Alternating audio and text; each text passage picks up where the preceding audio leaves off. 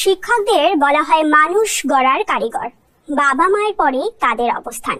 সেই বিবেচনায় শিক্ষার্থীদের নিরাপদ মানুষ শিক্ষকরা। তবে শিক্ষক হয়েও ভিন্ন চরিত্রে দেখা দিলেন রাজধানীর মোহাম্মদপুর মহিলা কলেজের এক শিক্ষক।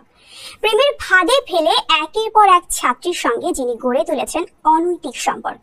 রাজধানীর মোহাম্মদপুর মহিলা কলেজের প্রভাষক মোহাম্মদ উজ্জ্বল আলী শিক্ষার্থীদের প্রেমের ফাঁদে ফেলে গড়ে তোলেন অনৈতিক সম্পর্ক।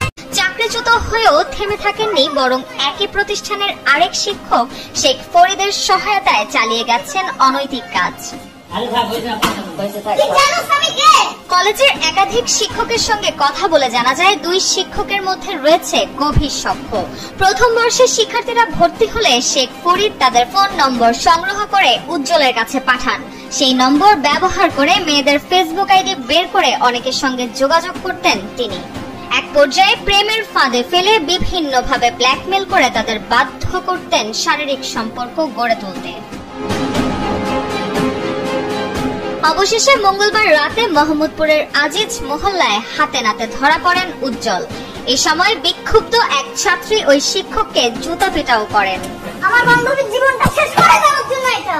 মোহাম্মদপুর মহিলা কলেজের রাষ্ট্রবিজ্ঞান বিভাগের এক শিক্ষক কালবেলাকে জানান, আর্থিক অনিয়ম, নারী কেলেঙ্কারি ও বিধি বহির্ভূত কর্মকাণ্ড সহ এমন কোনো কুকর্ম নেই যা উজ্জ্বল করেননি। 3 বছর আগে কলেজ থেকে বহিষ্কার হলেও সেই পদে এখনো কাউকে নিয়োগ দেওয়া হয়নি। রাষ্ট্রবিজ্ঞান বিভাগে ফের তাকে ফিরিয়ে আনার চেষ্টা করছেন অধ্যক্ষ। কলেজের অধ্যক্ষ অধ্যাপক মোহাম্মদ আমিনুল হক কালবেলাকে জানান, কলেজ ক্যাম্পাসের মধ্যে এমন কিছুই ঘটেনি। অভিযোগ থাকলে তারা খতিয়ে দেখে ব্যবস্থা নেবেন। আজিজ মহল্লায় মারামারির ঘটনায় মোহাম্মদপুর থানায় অভিযোগ দায়ের করেছেন উজ্জ্বল এবং ভুক্তভোগী ছাত্রী দুজনই।